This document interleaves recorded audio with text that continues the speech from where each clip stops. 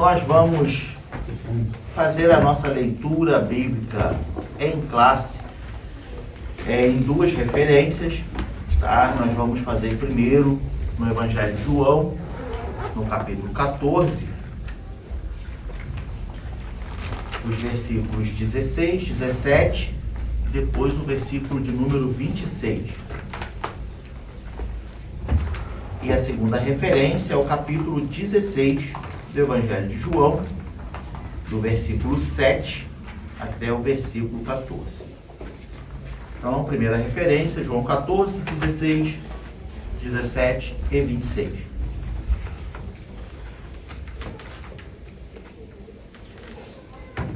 Eu vou fazer, vou ler um, assim como de costume a gente faz, para todo mundo participar.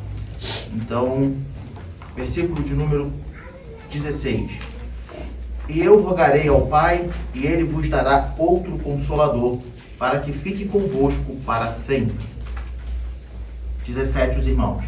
O Espírito da verdade, que o mundo não pode receber, porque não o vê, nem o conhece. Mas vós o conheceis, porque habita convosco e estará em vós.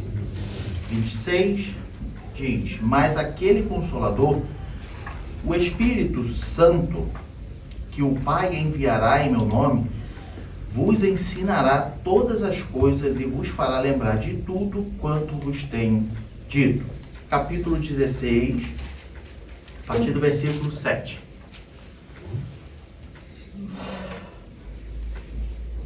João, capítulo 16, a partir do versículo 7. Os irmãos agora seguem lendo o versículo 7 e eu leio o 8. Todavia digo-vos a verdade, que vos convém que eu vá, porque se eu não for, o Consolador não virá a vós, mas se eu for, enviar-vos. E quando ele vier, convencerá o mundo do pecado, da justiça e do juízo. Do pecado, porque não creio em mim. Da justiça, porque vou para meu Pai e não me vereis mais. E do juízo, porque já o príncipe deste mundo está julgado. Ainda tenho muito que vos dizer, mas vós não podeis suportar agora. Mas quando vier aquele Espírito da verdade, ele vos guiará em toda a verdade, porque não falará de si mesmo, mas dirá tudo o que tiver ouvido e vos anunciará o que há de vir. E ele me glorificará, porque há de receber do que é meu e vou-lo-á de anunciar. Amém? Amados, o título da nossa lição de hoje, como os irmãos já puderam perceber, e eu acredito que todos os irmãos tenham lido a lição em casa, é a lição de número 9, aonde nós vamos falar quem é o Espírito Santo.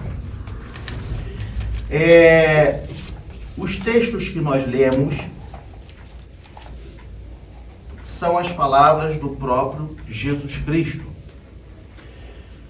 As duas referências que nós lemos é o próprio Senhor Jesus Cristo falando para seus discípulos a respeito de um outro Consolador. Tá? Quem é o Espírito Santo? O Espírito Santo, ele é o Espírito de Deus. E por isso ele é santo, porque se trata do Espírito de Deus. Agora, eu pergunto aos irmãos, a Bíblia, ela se refere no Novo Testamento, assim também algumas vezes no Antigo Testamento, e de formas diferentes em relação ao Espírito Santo. Então, nós conhecemos popularmente o nome como Espírito Santo. Mas os irmãos saberiam me dizer quais os outros nomes que a Bíblia dá para o Espírito Santo? Consolador. Isso. Qual? Qual mais? Amigo. Conselheiro.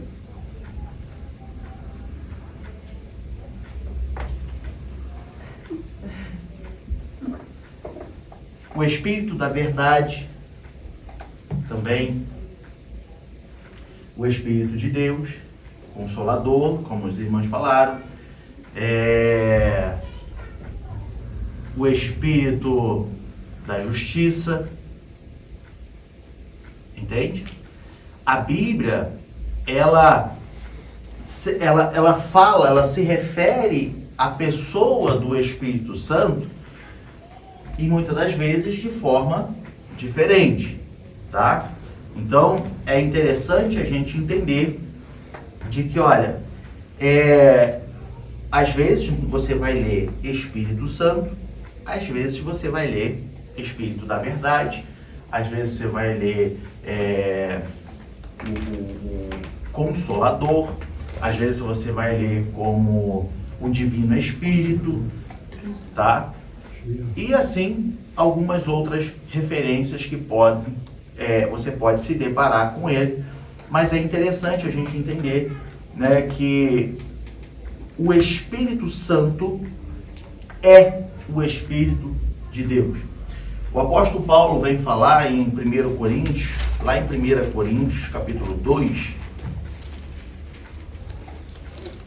versículo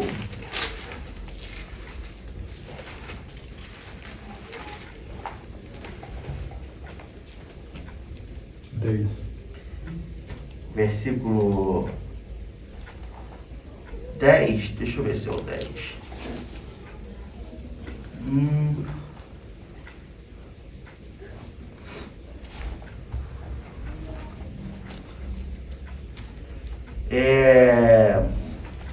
Então, o 10 ele vai dizer, mas Deus nolas revelou. Pode entrar, pode entrar.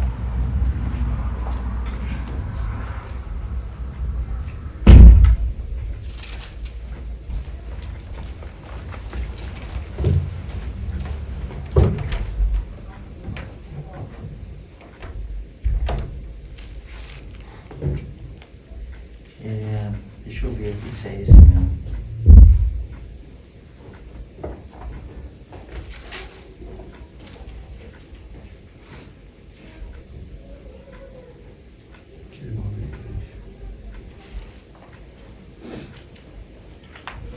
Então, o que eu queria pegar aqui, eu acho que é o 14 e 15, que ele diz assim: ora, o homem natural não compreende as coisas do Espírito de Deus, porque lhe parecem loucura, e não pode entendê-las, porque elas se discernem espiritualmente. Mas o que é espiritual discerne bem tudo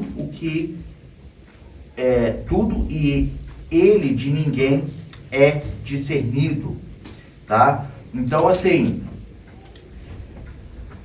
achei o versículo. Eu li e eu sabia que...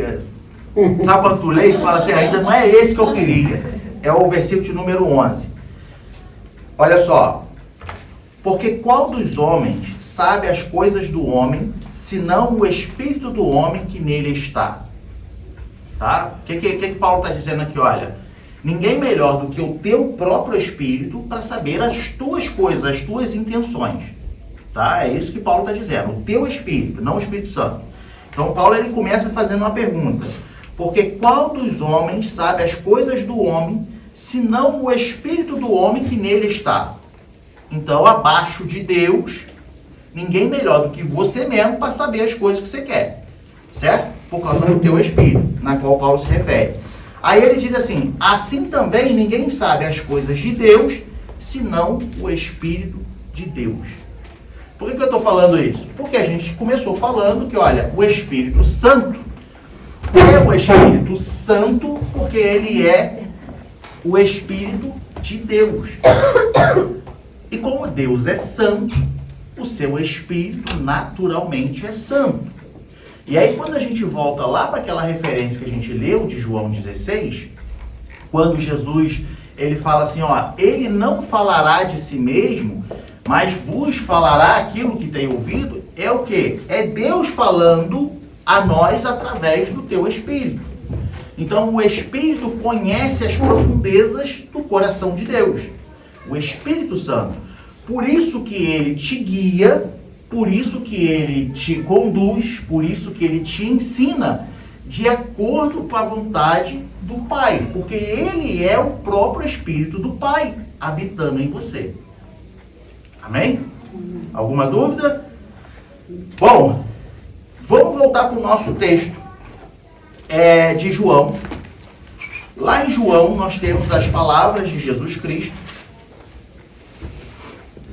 no capítulo 14, os versículos 16 e 17. Ele diz: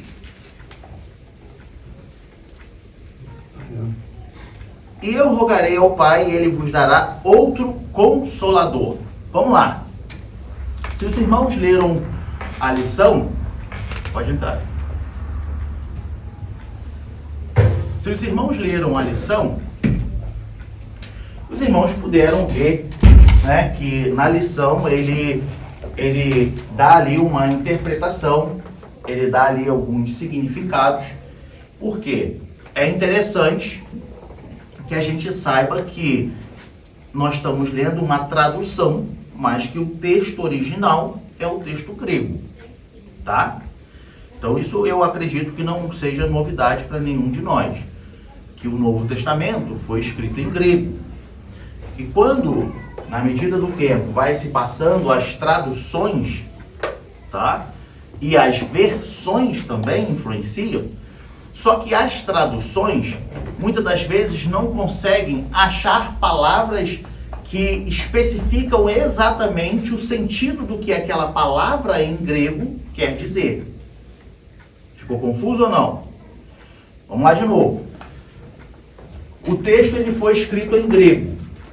Aí em grego está lá a palavra exatamente expressando o que o autor do texto quer dizer. Então ele está lá escrevendo naquele sentido bem literal. Só que agora, com as traduções para outros idiomas, muitas das vezes, nesses outros idiomas, não consegue ter uma palavra específica para o que aquela palavra em grego quer dizer. Então, tem que se adaptar uma palavra para trazer aquele sentido. Por que nós estamos falando isso? Porque quando nós lemos aqui no Evangelho de João 14:16, Jesus ele está dizendo: e ele vos dará outro Consolador. Esse outro é outro da mesma natureza, da mesma espécie. Acredito que você tenha lido na lição, e na lição você vai ver que esse outro, ele é allos, ou alon, que quer dizer outro da mesma natureza, da mesma espécie. Vou dar um exemplo. Imagina que você comprou um carro, tá? E aí você comprou um carro, eu vou falar do meu carro, porque eu sei as especificações do meu carro, tá? Vamos lá. Eu tenho um carro Seat do modelo Tarraco, ele é 2.0 TDI com motor DF-HA, tá? A diesel. E aí imagina que eu comprei esse carro com essas especificações, ok? Esse é o modelo do meu carro, essa é os detalhes do meu carro. E aí o meu carro, eu acabei de comprar, ele quebra. E aí a concessionária, a agência vai falar assim: não se preocupe, eu te dou outro. E aí a agência me dá outro, Seat Tarraco, 2.0, TDI, motor DF-HA, da mesma forma. Ou seja, eu recebi um carro novo, mas ele é o mesmo carro. É da mesma natureza, é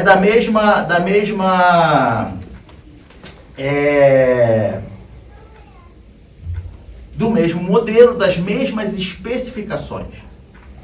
Entende? Então, esse allos, ou alon, ele quer dizer isso, olha, é outro, mas é exatamente da mesma natureza, da mesma raiz, tá? Agora, seria diferente se a a Fiat, o fabricante, virasse para mim e falasse, eu vou te dar outro carro, mas agora não vai ser um Tarraco, vai ser um Ateca. Ela me deu outro carro, é um carro, mas não o mesmo carro.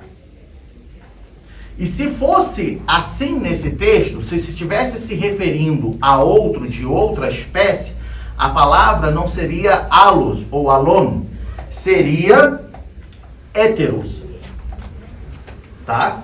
Aí aonde que nós encontramos esse héteros na Bíblia? Mateus 6:24, por exemplo. É quando ele usa outro no nosso idioma, no português, mas no grego ele está falando de héteros. Quando ele diz assim, ninguém pode servir a dois senhores, porque ou há de odiar um e amar o outro. Esse outro é héteros. Entende? Entende que para nós em português especificamente, eu não sei se alemão vai estar a mesma, eu não sei se alemão tem essa diferença, né? Mas eu acredito que não. Anderen. E lá no capítulo 14, versículo 16 de João, como é que ele está lá em alemão? 14:16. Mesma coisa. Então vamos lá. Tanto em alemão quanto em português, a palavra é outro. Certo? É outro. Mas é aquilo que eu disse.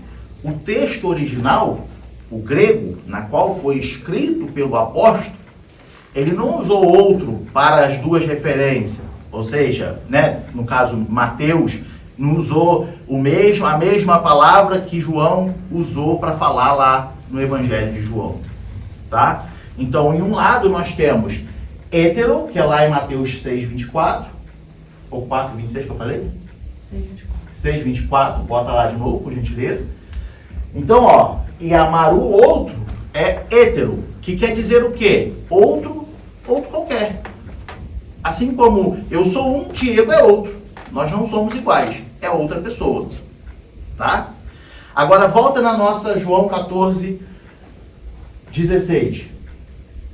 Aqui, quando Jesus fala, vos dará outro, o outro é alos, ou alon, que quer dizer outro igual a mim, outro da mesma raiz, outro divino, outro com os mesmos princípios, outro com os mesmos atributos. Pode falar. Só que isso, anderen em alemão, muito difícil para entender. Por quê? Anderen, você pode falar também anderen na mesma coisa. Por quê? Como você fala, né? O típico de carro. Você tem tour com típico. Tem esse típico também, de novo. Em alemão fala o anderen. Só que isso andere é a mesma coisa. Então, no português Entendeu? também. É. No português também é assim. Entende? E é por isso, exatamente por isso, que a gente está mostrando que, olha, no português e no alemão, pode ser outro de outra espécie ou outro igual exatamente. Isso. Não é isso? Isso. Pois é, só que aí o que a gente está explicando é o quê? Que no texto original, ele não usa a mesma palavra, para a mesma coisa. Essa não é uma coisa de forma de falar? Não, é exatamente palavras diferentes. É como se fosse o Freund, por exemplo. Em português você tem amigo, você tem namorado. Em alemão é Freund, que às vezes é usado como amigo, às vezes é usado como namorado. É porque namorado fala direitinho Freund para ficar de amor, né? Por exemplo. Né? Entende? Então, assim, no português, nós temos palavras diferentes para definir namorado e amigo. No alemão é a mesma palavra. Tá entendendo? Então, a questão é essa. No grego, no texto original, ele usa palavras diferentes. Tá? Por que nós estamos dizendo e especificando isso? Por causa das heresias, por causa dos falsos ensinamentos. Então, pastor, mas por que está batendo nessa tecla? Por quê? O assunto do nosso trimestre é o quê? Defesa da fé cristã. Combatendo as heresias, né? Combatendo os falsos ensinamentos. Então, é necessário a gente entender isso, porque existem falsos ensinamentos que dizem que o Espírito Santo se trata de um outro ser, uma outra pessoa totalmente diferente, como nós vamos ver no final, como os próprios muçulmanos, o islamismo, ele diz que, olha, esse Espírito Santo, esse Consolador, não é o Espírito de Deus, a mesma divindade, não, se tratava de outra coisa, entende? Nós vamos falar lá no final. Então é por isso, amados, que nós estamos batendo em cima dessa tecla. Tudo bem até aí? Amém? Por quê, amados? Para eu defender a minha fé e defender o texto que fundamenta a minha fé, eu preciso entender as diferenças, eu preciso entender os pormenores, os detalhes daquele texto. Entende? Então, você no seu dia a dia vai se deparar com situações que as pessoas vão questionar a tua fé. Ou, não no seu dia a dia, mas como hoje em dia é muito comum você assistir uma mensagem na internet, como hoje em dia é muito comum você estar no metrô, no ônibus ou no trabalho mesmo, escutando uma pregação, você pode escutar uma heresia de uma pessoa dizendo que não, porque esse outro que Jesus fala, ele fala de um outro ser, mas não da mesma raiz, não da mesma divindade. E se você estiver despreparado, você vai ouvir aquilo. E por mais que naquele momento você não dê tanta atenção, no seu subconsciente agora já ficou registrado aquilo. E você não combateu aquela informação. Então, quando nós sabemos do que se trata, a gente ouve e na mesma hora a gente reprova. A gente, no nosso subconsciente, a gente vai dizer assim, não, isso aí está errado, totalmente equivocado. Então você vai começar a escutar aquela mensagem, agora não com aquela mesma perspectiva, mas falando assim, opa, peraí, tem que tomar cuidado com esse cara está falando aí, o que esse cara está falando. Entende? Muitas das vezes, o conselho é, desligue e para de ouvir. Tá? Porque se a pessoa já começou a tropeçar ali nas coisas, é melhor você parar de ouvir, senão isso pode te causar mais confusão ainda. Tudo bem até aí, irmãos? Então, quando Jesus diz, ele diz assim, eu vos darei, né, ou ele, né, o Pai, vos dará outro Consolador. Por que Jesus fala o Pai? Porque o Consolador é promessa do Pai. Tá?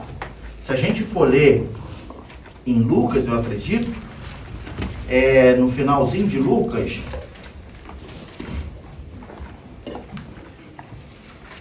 Lucas 24, 49, você vai ver o próprio Jesus de novo falando para os discípulos. Jesus vai falar para os discípulos assim, ó, e eis que sobre vós envio a promessa de quem? Meu Pai. Essa promessa é o Consolador. Tá? Então, por isso que agora lá em João, no nosso texto, ele está falando assim, olha, eu rogarei ao Pai e ele vos enviará outro Consolador, né? Ele vos dará outro Consolador. Porque o Consolador é a promessa do Pai. Ok? Só que o Consolador, ele só veio por causa de Jesus Cristo. Então, como a gente já está aqui alguns domingos falando sobre a Trindade, essa relação de os três ser um, né? Então a gente vê que, olha só, por mais que sejam, né, distintos em suas funções, eles nunca se contradizem. Eles nunca entram em conflito. Então Jesus fala assim, olha, eu rogarei ao Pai e eles vos dará outro Consolador. Mas lá no capítulo 16 ele fala assim, é necessário que eu vá para que ele venha. Não podia ter os dois na terra, não podia ter Jesus e mais o Consolador, porque Jesus já estava. E eles não substituem um ao outro no mesmo tempo, porque eles são um só.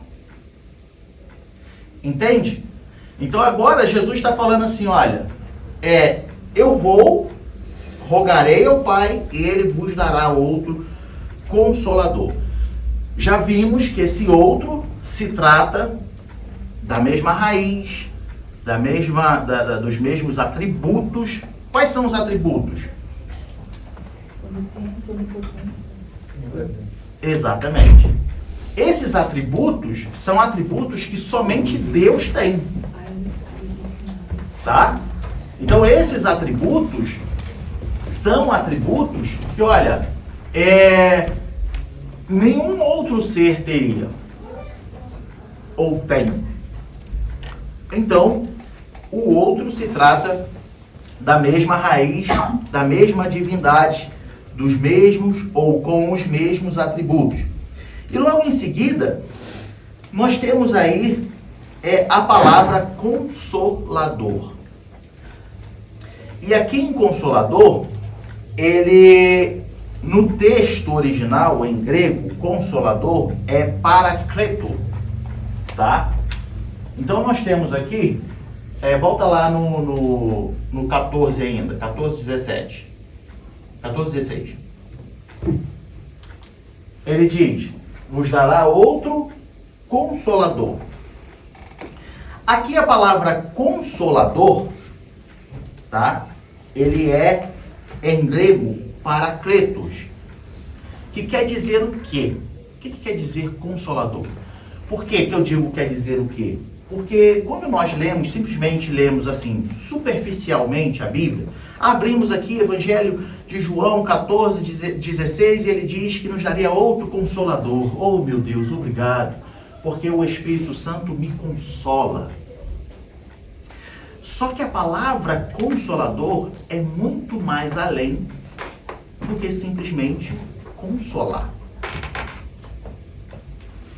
E por isso que a gente, muitas das vezes, a gente não dá a devida importância para o que a Bíblia está nos dizendo. Por não entender, muitas das vezes, a profundidade daquilo que ela está nos dizendo. Por que isso, meu irmão? Por quê? Porque consolador aqui, o quê? A versão tá. Não, eu já falei, na outra traduz para alemão, muito ruim essa palavra de consolador, porque consolador na primeira traduz Sachverhalter, né? E aqui trösta. E quando você fala, oh Deus quer nos consola, entendeu? Möchte uns trösten, möchte uns nicht Sachverhalten. Entendi. Entendi. Então essa aqui é essa mais forte para entender. Essa é a 912? 912. Entendi. Então, vamos lá. Quando nós olhamos para consolador, não se trata somente de um ser divino que vai te consolar quando você estiver triste. Entende? Ah, mas ele faz isso. Lógico que faz. Só que eu estou dizendo, não é só isso. Entende? Por quê? A palavra consolador, tá? Ela quer dizer assim, se a gente for dividir parakletos, tá? Aí eu estou falando da palavra em grego, tá? No texto original. Parakletos. Se a gente for dividir e botar é alguém que fica ao lado. É alguém que está em você. Tá? Por isso que Jesus Cristo, lá no capítulo 16, ele vai dizer assim,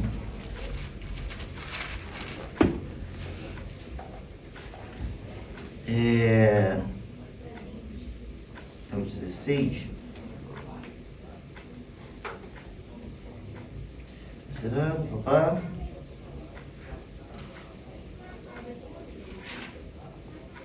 Ah, não, perdão.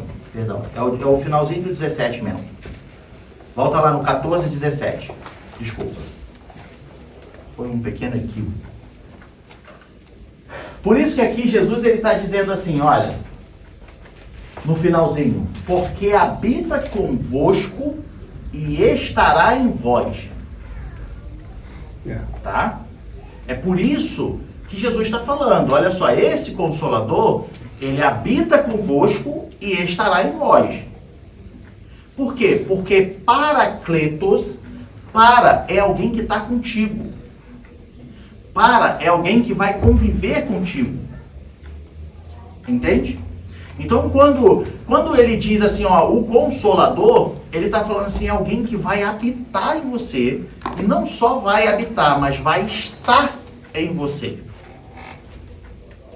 E aí o teólogo, o pastor Antônio Gilberto, ele, em um dos seus comentários na teologia sistemática, quando ele escreve sobre a pessoa do Espírito Santo, ele faz essa especificação, porque ele diz assim: é válido a gente observar que ele não só vai habitar, mas vai estar.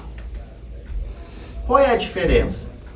Por quê? Eu costumo sempre fazer isso, eu fiz isso nas quarta-feiras, esse exemplo. Você habita na sua casa, tá? Mas agora você não está em casa. Entende? Então Jesus está dizendo assim, ele habita em você e estará em você. Isso nos traz duas reflexões. Que muitas das vezes, nós somos, muitas das vezes não, nós somos templos do Espírito Santo. Paulo vem dizer isso, né? Então você e eu somos templos, ou seja, o Espírito habita em nós, certo? Só que agora, se eu desobedecer a palavra e for para um lugar que desagrada a Deus, ele não estará em mim, mesmo sendo templo do Espírito Santo. Entende isso? Ou ficou confuso? Veja bem, vou falar de novo. A vantagem, qual o lado bom da coisa? Que o Espírito fez em nós morada e ele está em nós. Só que esse está em nós, ele é condicional. Ou seja, eu preciso... É uma condição, ou seja, eu preciso obedecer a palavra, eu preciso andar em obediência para ele continuar em mim. Tá? Agora, se eu, sabendo, sou templo do Espírito Santo, mas me comporto como a igreja de Corinto, por exemplo, porque esse foi o motivo de Paulo dizer à igreja de Corinto, porque a igreja de Corinto era uma igreja cheia de dons de manifestação do Espírito, certo? Mas lá dentro tinha o quê? Tinha adultério, tinha toda a impureza, tinha briga, tinha confusão. Então Paulo está dizendo assim, não sabeis vós que é templo do Espírito? Mas nesse momento o Espírito não está neles. Quando se comporta com desobediência, quando se comporta de qualquer maneira, mesmo sabendo que sou o templo, o Espírito não está em casa nesse momento. Entende? Os dons são dados, né? Então a pessoa pode operar até nos dons, mas não ter o Espírito. Porque os dons espirituais, falando de dons espirituais, o dom, a Bíblia deixa bem clara, né? Quando Paulo diz, ele diz assim, o dom de manifestação do Espírito. Então o Espírito se manifesta em você com aquele dom. Tá? Então não é algo que você vai estar, por exemplo, cheio do Espírito Santo, você está andando cheio do Espírito Santo, e aí você começou a desobedecer, você continua cheio do Espírito Santo e operando daquela forma. Não. Então, uma coisa é eu estar cheio do Espírito Santo, e outra coisa é o Espírito manifestar em mim um dom espiritual. Entende? Por isso que a Bíblia diz assim, ele dá para o que for útil. Então ele manifesta o dom de operação espiritual quando é útil. Então, nós estamos aqui hoje, 3, 6, 7, 8 pessoas. Se o Espírito vê que é necessário manifestar aqui um dom de cura física, por exemplo, e nós estamos aqui servindo a Deus, buscando, ele vai manifestar esse dom. Ele é um dom de manifestação, de operação do Espírito. Entende? Então, assim, isso é uma questão que muitas pessoas costumam confundir, tá? De que, não, porque tá cheio do Espírito Santo. E aí essa pessoa é usada em revelação, em profecia, em dom de cura, então é homem de Deus. Não. não é porque essa pessoa, não é porque, vamos lá, não é porque o Espírito Santo manifesta um dom sobrenatural nessa pessoa que quer dizer que essa pessoa seja de fato uma pessoa cheia de Deus. Porque como que nós dizemos que uma pessoa é cheia de Deus? Alguém sabe dizer? Pelos seus frutos. Ah? Pelos seus frutos. Quase isso, é quase isso. Não, tem a ver com pelos seus, mas não é seus. Pelos frutos. Pelo fruto. Que fruto é esse? Do Espírito Santo. O fruto do Espírito Santo, que é um só. Como você diz que aquela pessoa é cheia de Deus? Como que você diz que aquela pessoa é de Deus? Através do fruto do Espírito. E aqui, para a gente não fugir muito da lição, porque isso aqui já entra em um outro assunto e é muito extenso. Mas vamos lá, rapidinho. Veja bem, o que é o fruto do Espírito? É o caráter de Cristo na sua vida. Então, bota lá, Gálatas 5:22, você vai ver as virtudes do fruto. Ou seja, amor, gozo, paz, longanimidade, benignidade, bondade, fé, mansidão, temperança. Isso aqui compõe o caráter de Cristo na sua vida. Agora, isso aqui é algo que alguém te dá ou é algo que você desenvolve? Não. É desenvolvido. É desenvolvido. Entende? A gente fica... Você precisa desenvolver. Sabe por quê? Veja bem, volta lá em Evangelho de João, capítulo 15. Perto do nosso texto base. Olha como é que Jesus nos compara. Tá? 15:1.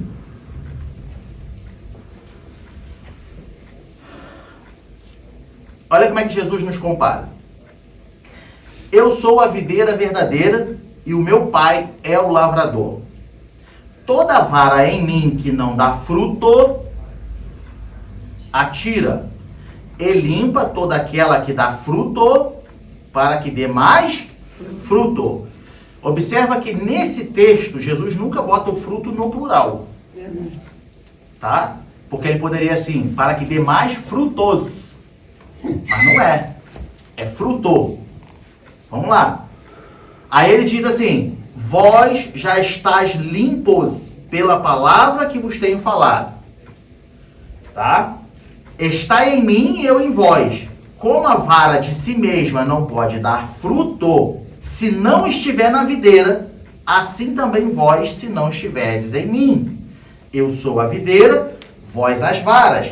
Quem está em mim e eu nele, este dá muito fruto, porque sem mim nada podereis fazer. Aleluia. Agora, escuta só. Jesus ele nos compara como o galho, ou uma vara, ou um ramo. Certo? Veja bem, uma vez que um galho ele está no tronco principal, que é Jesus, a videira verdadeira, esse galho, ele desenvolve o fruto, porque ele está ligado em Cristo. Certo? Então, se a gente olha aqui uma árvore de alguma fruta, aqui na Alemanha comum é o que? Apfel, né? Maçã. Então, se você tira aquele galho do pé de maçã, aquele galho vai dar maçã? Não, ele não vai dar maçã. Se eu pegar aquele galho quebrado e jogar no chão, no meio de um monte de outro galho, você vai saber dizer se aquele galho é de maçã ou se aquele galho é de alguma outra árvore? Você não vai saber, porque ele está fora do seu tronco principal. Agora, uma vez que aquele galho está ligado no tronco principal, aquele tronco principal é que traz vida e saúde para aquele galho, que aquele galho vai desenvolver o fruto. Porque ele está ligado na videira, porque ele está ligado no tronco principal. Então Jesus está falando assim, olha, em outras palavras, é impossível você estar ligado em mim e não dar fruto. E se não der fruto, será cortado e lançado fora. Por quê? Lá no sítio onde eu morava, nós tínhamos que limpar as árvores. E essa época do ano, exatamente essa época, é a época da pocã, mandarim, né? Então nós tínhamos lá uma árvore que dava muita tangerina. Muita. Vocês não têm noção do que é muita. Dos galhos envergarem e a gente sentar na calçada da varanda e ficar pegando na árvore e comendo. Só que antes de chegar, nós precisávamos limpar essa árvore. Cortar os galhos. Para que ela dê o quê? Mais fruto. Então Jesus ele fala para os discípulos assim, olha, vós já estáis limpos pela palavra que vos tenho dito. Então como que eu vou desenvolver o fruto? Através da palavra. Porque a palavra me limpa. A palavra me cultiva. Então agora, uma vez que eu vivo a palavra ligado em Cristo Jesus, eu preciso desenvolver o caráter de Cristo na minha vida. Por isso que o nome fruto do Espírito se chama fruto. Porque nós temos que desenvolver, já que nós somos a vara e ele é o tronco principal, a videira. Voltando à minha pergunta, como que nós sabemos se uma pessoa é de Deus, é cheia de Deus? Não é através de manifestação espiritual do Espírito, mas sim através do caráter de Cristo na vida daquela pessoa. Então, todo cristão tem que desenvolver o fruto. Então, volta lá em Gálatas 5:22, para a gente retornar para a nossa lição. Então, todo cristão tem que desenvolver o amor.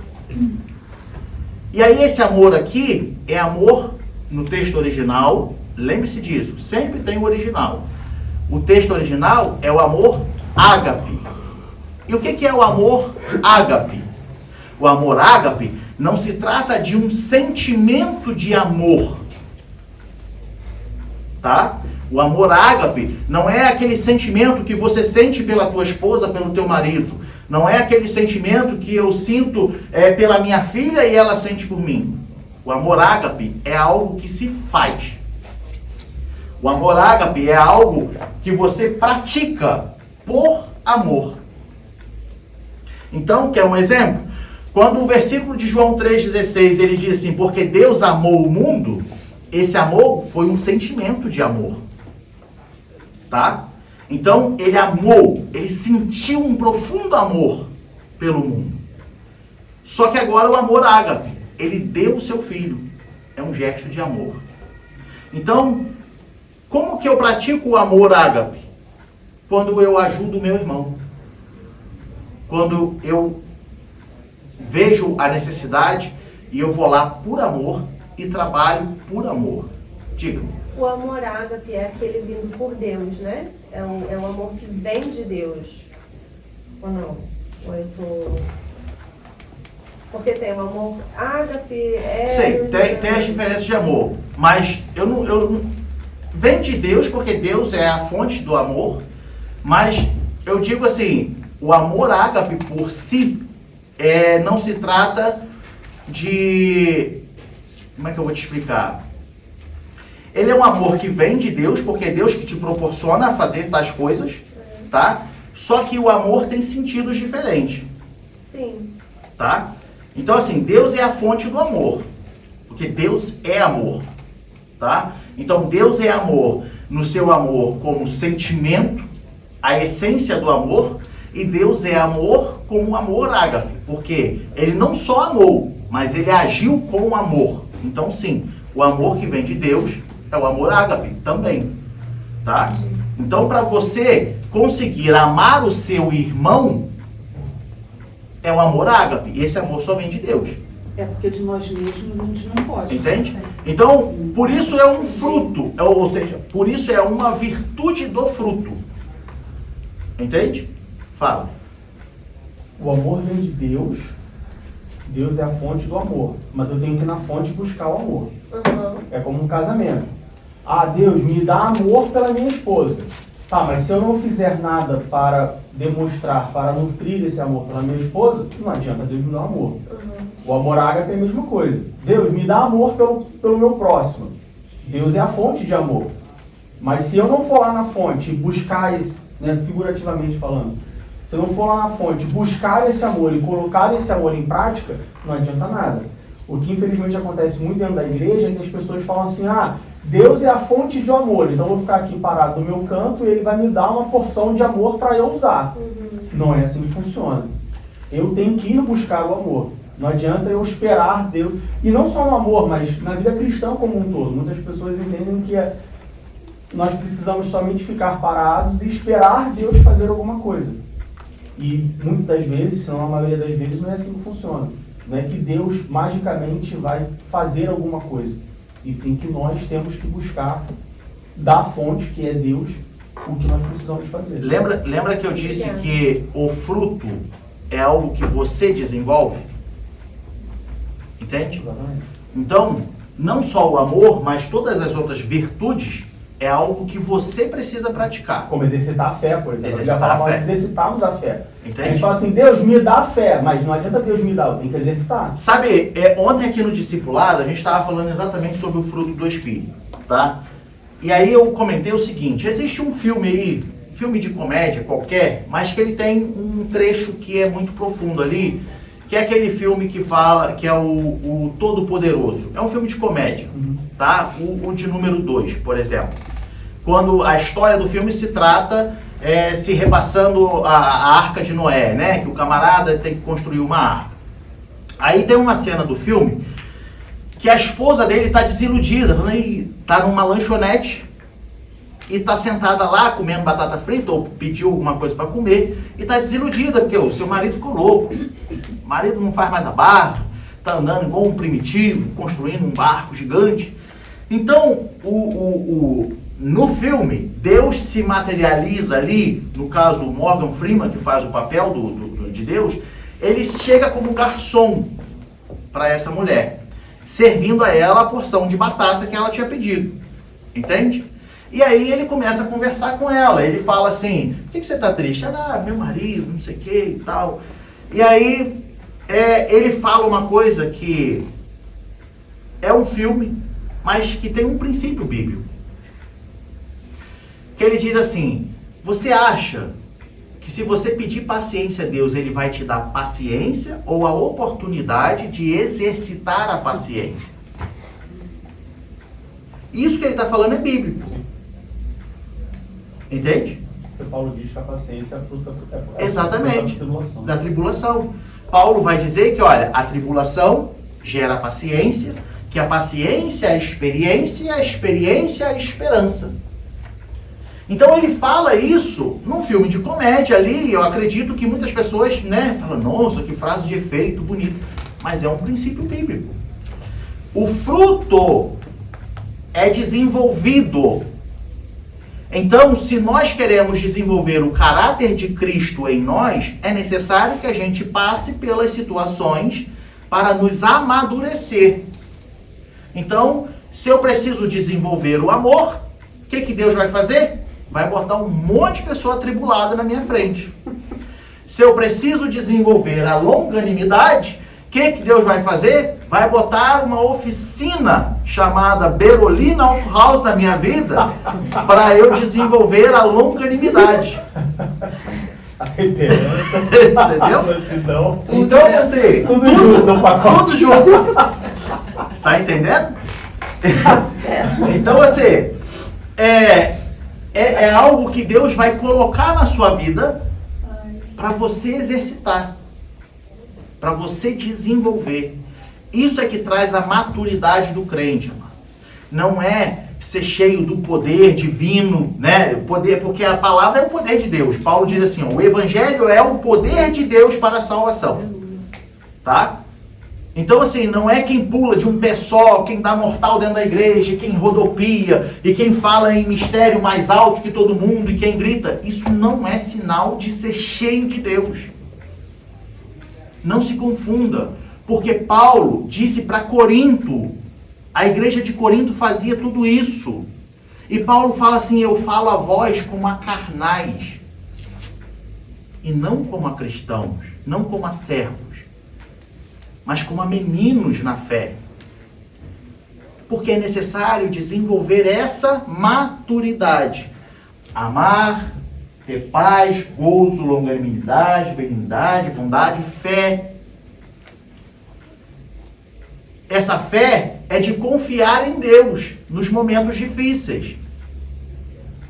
Essa fé não é a fé que Jesus existe, não é a fé que nós vamos ser salvos, não.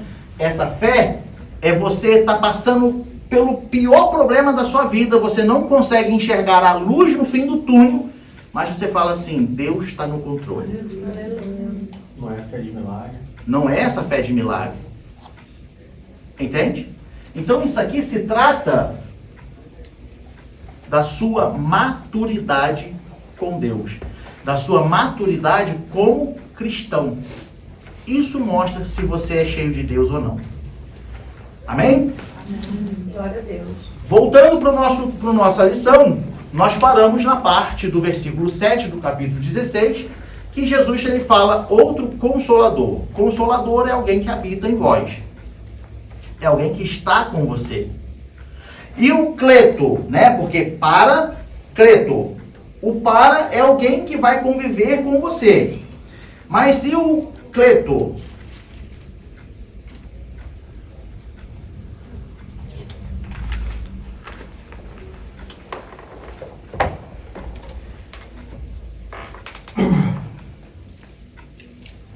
O cleto é a profundidade que nós, muitas das vezes, não nos atentamos. Que é o quê? O cleto é agir como advogado na sua vida.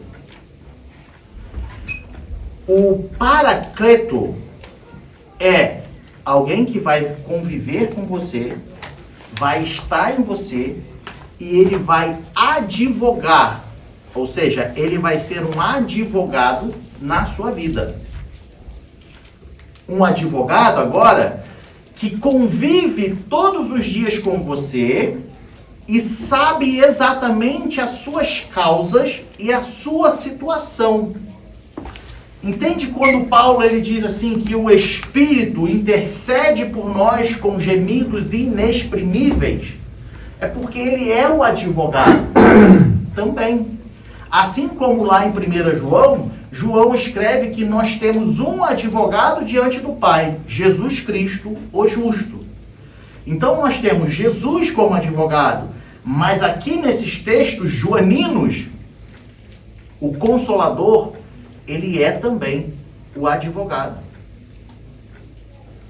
E o que um advogado faz? O advogado te orienta, não é isso? O advogado te ensina, não é isso? O advogado, quando você está esquecendo de alguma coisa, ele te lembra e fala, olha, não se esquece desse detalhe. O papel do advogado é te manter dentro da lei. Esse é o papel do Espírito Santo na nossa vida. Ele vai nos ensinar, ele vai nos fazer lembrar, ele vai nos revelar aquilo que nós não estamos conseguindo enxergar. Ele vai nos convencer de que estamos errados. Entende? Porque, olha, o convencer de que estamos errados. Sabe quando a gente falou agora sobre o fruto do Espírito? Que é algo que a gente desenvolve? Muitas pessoas não entendem a transformação do Espírito na sua vida, tá? Muitas pessoas esperam que ao confessar a Cristo como Senhor e Salvador, o Espírito Santo vai vir e você vai fazer assim, um novo ser, tá? Veja bem, a transformação causada pelo Espírito 80% das vezes é algo que ele vai te revelar que você precisa mudar. E não que ele vai agir sobrenaturalmente te fazendo esquecer tudo. Entende isso? O fruto do Espírito é algo que a gente precisa desenvolver. Na medida que eu vou desenvolvendo, o que vai acontecendo comigo? Mudanças de hábitos. E todas as vezes que eu volto a praticar um hábito antigo, o Espírito vai falar assim, ó, isso já não é mais legal para você. Isso já não combina com o seu caráter cristão. Você precisa parar de fazer isso. Aí o que nós temos que fazer? É verdade. Não vou mais fazer isso. Espírito Santo, me capacita para que eu não volte mais a fazer isso. Mas eu não posso imputar à pessoa do Espírito Santo toda a responsabilidade de me mudar. Eu preciso mudar os meus hábitos. Porque o Espírito Santo, meu advogado, já me falou assim, agora isso aí já não é mais legal para você. Então, eu preciso agora entender que, olha só, isso aqui não é mais legal. Então, eu vou caminhar para cá. Tem a ajuda divina? Tem a intervenção divina? Sim. Mas entende que a responsabilidade é sua de desenvolver o caráter de Cristo na sua vida? E na medida que eu me preocupo em ir mudando os meus hábitos de acordo com a palavra, de acordo com que o Espírito vai me impulsionando a mudar, eu vou desenvolvendo a maturidade e a libertação. Então agora as velhas coisas já passaram. Eis que tudo novo se fez. O velho homem já se foi e agora eu estou revestido do novo homem. Ou seja, eu assumi a personalidade, o caráter do novo homem, que segundo o Espírito me foi revelando. Deixa de fazer isso, deixa de fazer aquilo. Ó, isso aqui já não é legal para você. Entende? Teve uma vez que eu e o presbítero Diego, a gente conversou com uma pessoa, e essa pessoa, ela disse assim, ela disse assim, eu peço a Deus para me mudar, mas Deus não me muda.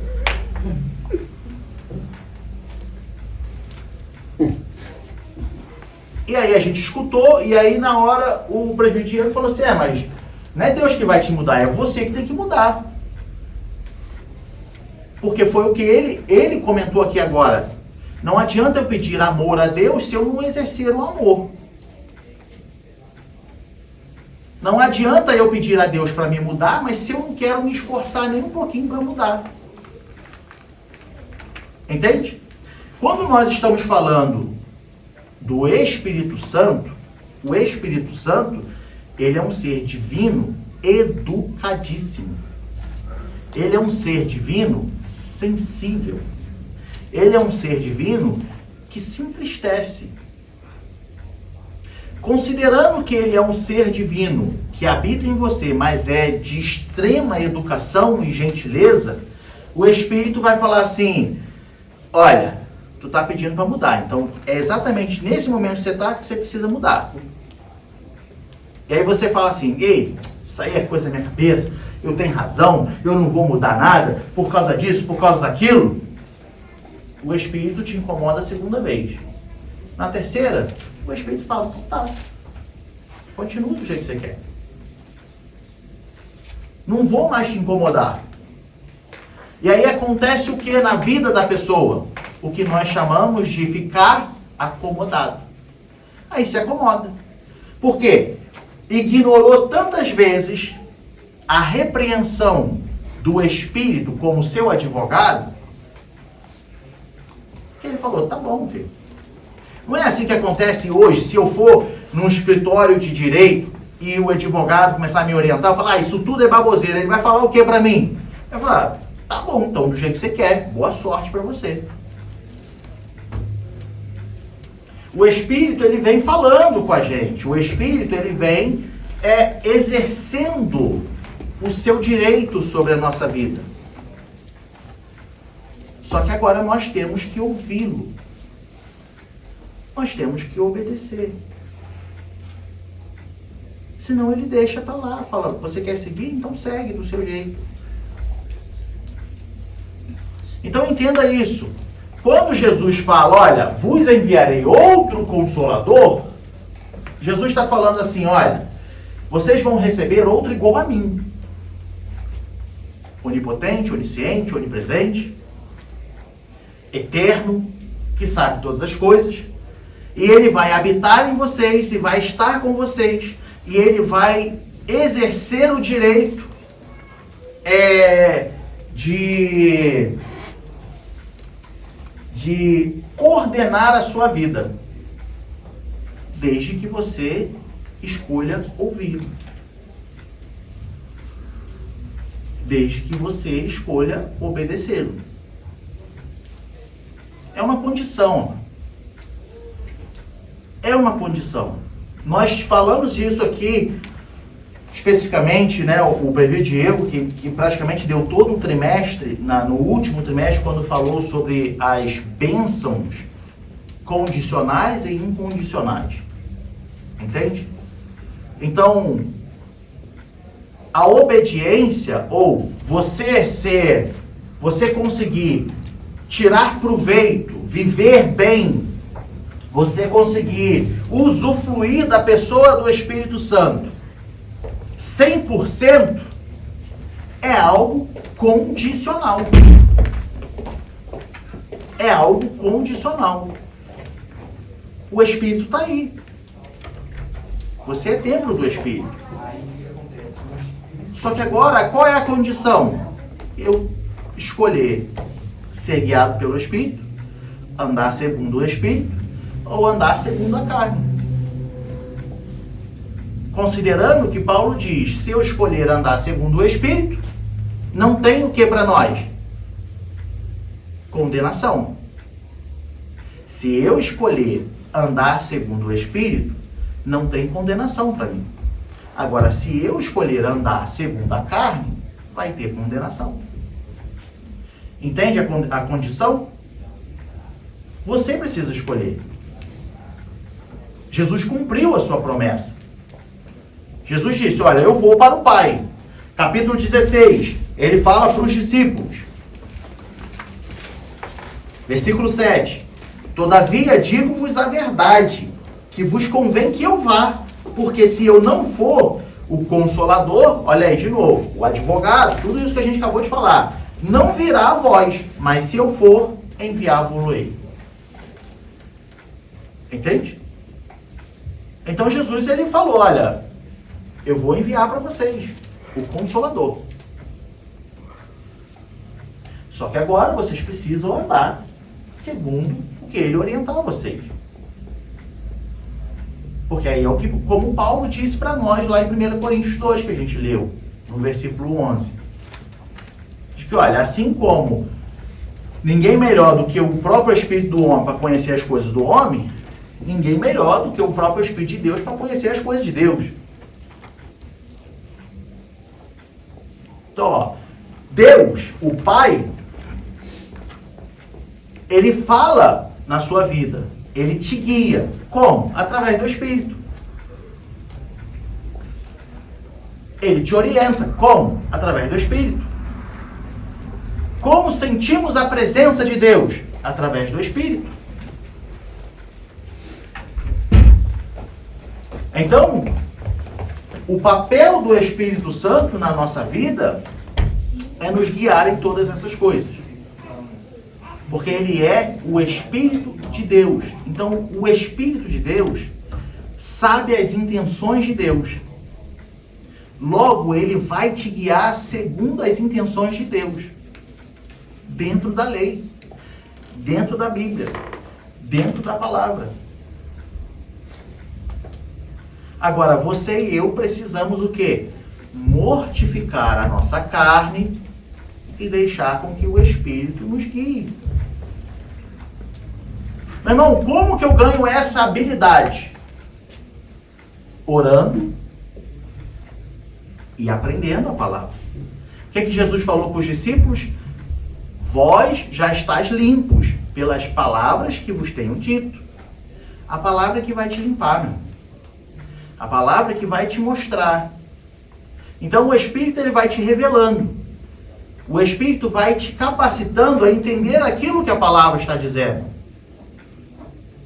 Só que eu preciso, entenda isso, amado. Eu preciso me submeter a essa condição. Não adianta eu querer ter vida com Deus, andar segundo o Espírito, se eu não gosto de orar e se eu não gosto de aprender a palavra.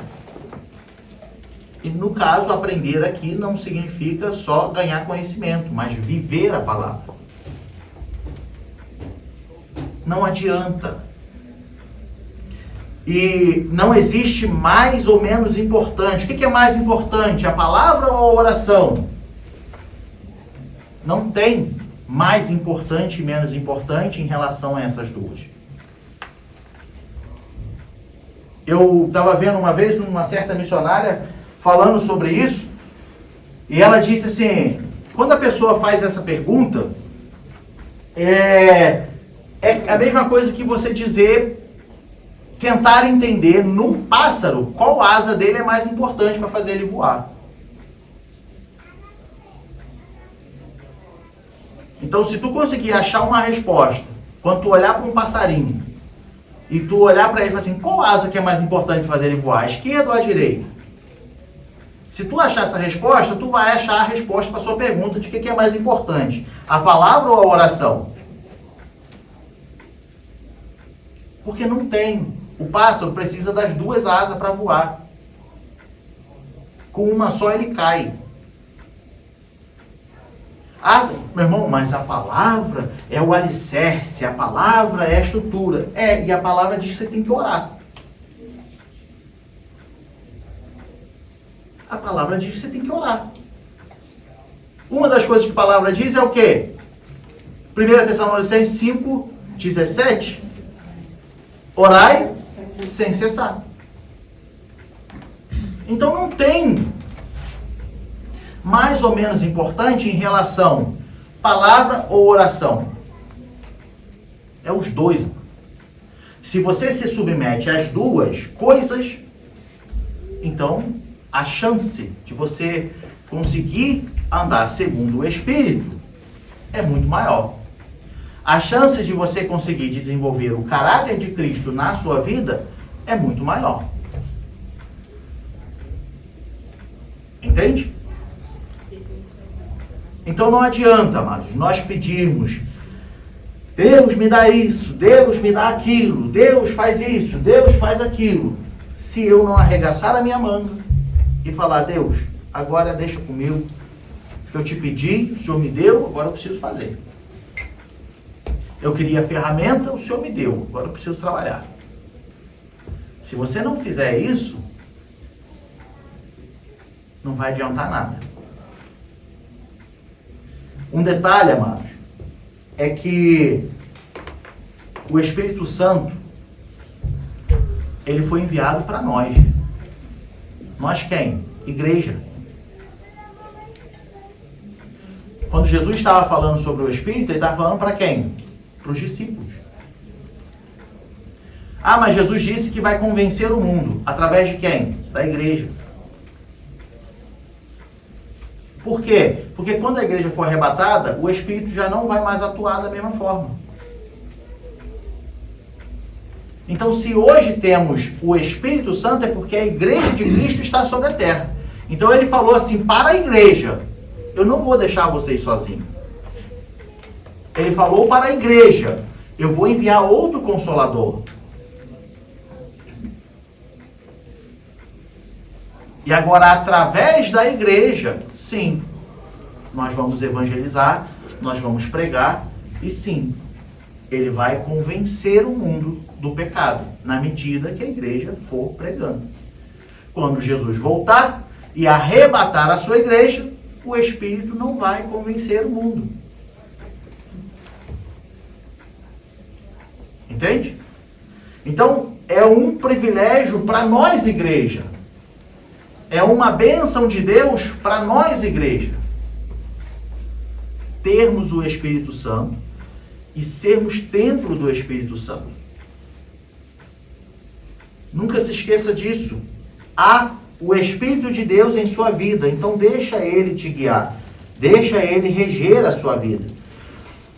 Quando nós olhamos para a Bíblia, nós temos algumas referências que mostram, né, a deidade do Espírito, assim como os atributos do Espírito: onipotência, onipresença e onisciência. Então, por exemplo, quando nós olhamos para Romanos 15, 19,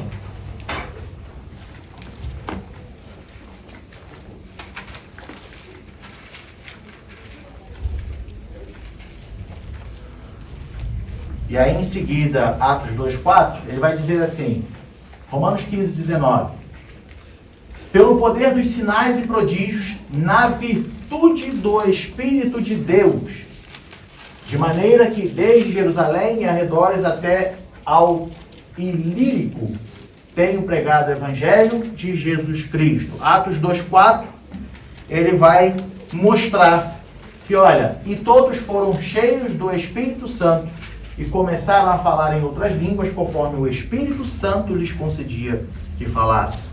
O Espírito é onipotente. Lá em Paulo ele está falando sobre a onipotência do Espírito. Lá em Romanos, quando Paulo fala. Aqui em Atos 2, mostra que, olha, ele é a fonte de poder e milagres. O Espírito Santo. As coisas acontecem em nossa vida através do Espírito Santo. Tá? A onipresença é o outro atributo. Então, quando nós olhamos para o salmista, por exemplo, Salmo 139, versículo 7 a 10, ele vai dizer: para onde me irei do teu Espírito? Ou para onde fugirei da sua face? Se subir ao céu, tu aí estás. Se fizer no céu a minha cama, eis que tu ali estás também. Se tomar as asas da alva, se habitar nas extremidades do mar, até ali a tua mão me guiará e a tua destra me susterá. Então nós vemos aqui a onipresença do Espírito. Então, onipotente, tem todo o poder. Nada é impossível para ele. Onipresença, ele está em todo lugar. Para onde me irei do teu Espírito? Para onde fugirei do teu Espírito? O Espírito está em todo lugar, ele vê tudo. Todas as coisas. Aquele velho ditado, você pode enganar a pessoa que está ao seu lado, mas a Deus você não engana. O Espírito de Deus, ele vê tudo, ele sabe tudo. Ele está em todo lugar. Tá? Nós temos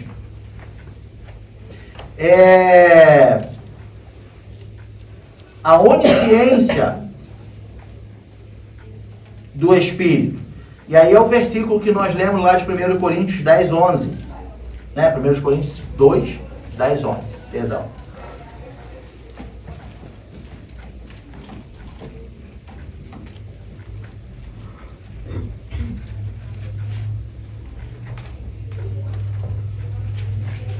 Mas Deus nos revelou pelo seu Espírito, porque o Espírito penetra todas as coisas, ainda nas profundezas de Deus.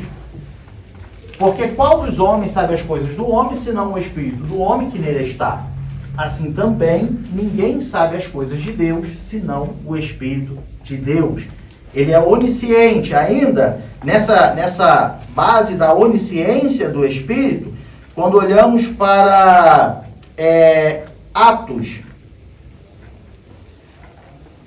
Ezequiel 11:5.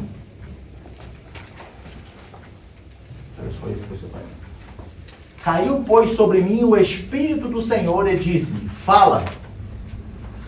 Assim diz o Senhor, assim tendes dito, ó casa de Israel, porque quanto às coisas que vos sobem ao Espírito, eu as conheço. Então nós temos evidências bíblicas da onisciência. O que é a onisciência? Ele sabe todas as coisas. Então ele tem todo o poder, ele está em todo lugar e ele sabe todas as coisas. Mais uma referência. Lucas 2:26. Esse é esse. Sobre a onisciência do Espírito. Ó. E fora-lhe revelado pelo Espírito Santo que ele não morreria antes de ter visto a Cristo, visto o Cristo do Senhor. Entende? Aqui de quem que ele está falando? Os irmãos sabem me dizer? Pai de quem? Ele era ancião, velhinho, estava lá na escadaria do templo e viu Jesus com 8 dias. É ele, né? Não? Como é que é o nome dele? Salomão. Vê lá no texto.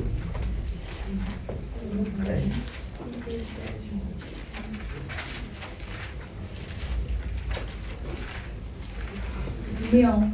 Hã? Simeão. Né? 25 que eu falei, né? Olha lá. Havia em Jerusalém um homem cujo nome era Simeão. E este homem era justo e temente a Deus, esperando a consolação de Israel. E o Espírito Santo estava sobre ele. Então nós vemos aqui nessas referências o quê? Que o Espírito Santo, ele tem os atributos de Deus. E esses atributos que só pertencem a Deus. Logo, o Espírito Santo é de Deus, ele é Deus na sua vida. Quando nós olhamos lá no Antigo Testamento, por exemplo, Juízes 15:14, a gente encerra já. Juízes 15:14.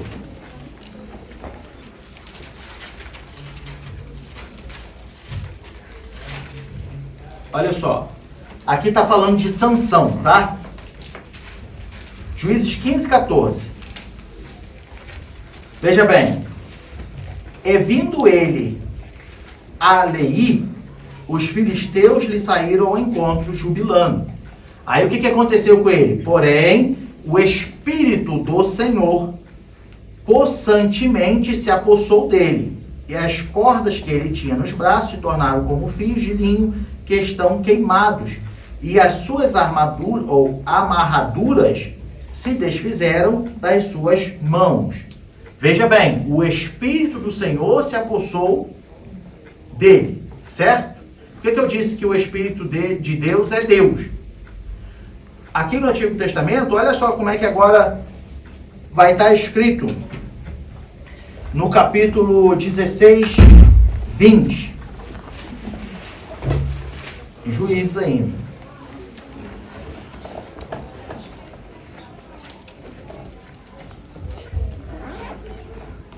E disse ela: os filisteus vêm sobre ti, Sansão. E despertou de seu sono, ou do seu sono, e disse: sairei ainda esta vez como dantes e me livrarei. Só que aí o escritor está dizendo o que para nós? Porque ele não sabia que já o Senhor. Agora o escritor não fala que o Espírito do Senhor, mas o Senhor. No texto original está falando de quem? Yahvé. Entende? O próprio Deus. Então nós olhamos no Antigo Testamento, as referências quando se fala, por exemplo, do Espírito do Senhor e de Deus, eles falam como se um só, a mesma coisa, ó, é Deus que está sobre a vida dessa pessoa.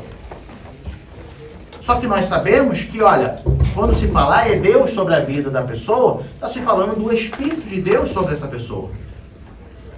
Logo temos aqui então a deidade do Espírito Santo, que olha só, o Espírito Santo é Deus sobre a sua vida.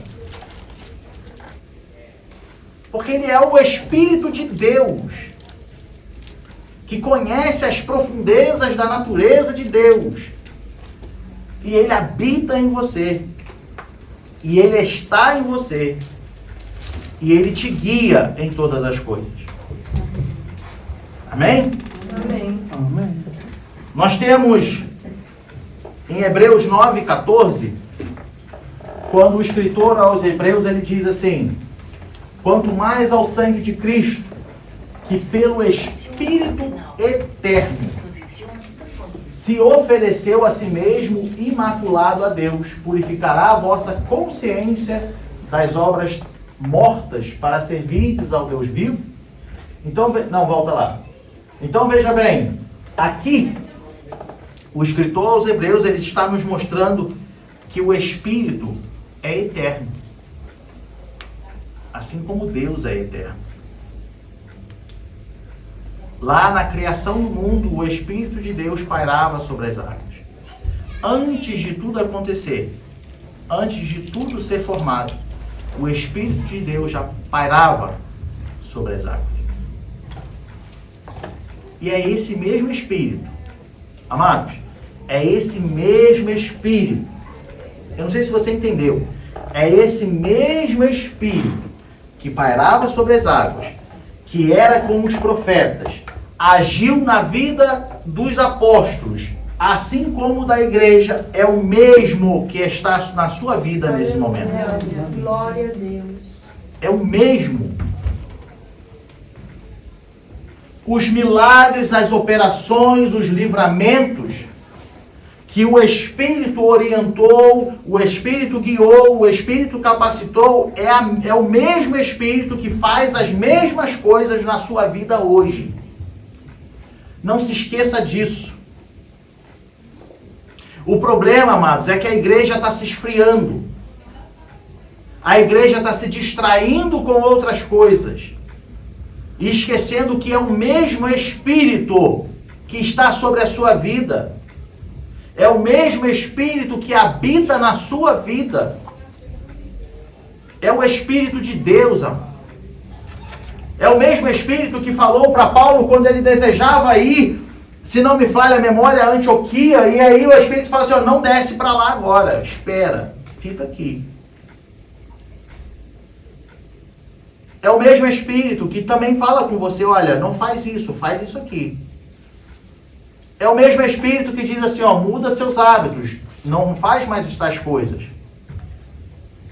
É o mesmo Espírito que pode manifestar em você os dons espirituais. É o mesmo Espírito que pode te usar como um instrumento de Deus na vida de alguém. É o mesmo Espírito que pode te usar como ferramenta de Deus para a libertação de uma nova pessoa. Para ajudar uma outra pessoa.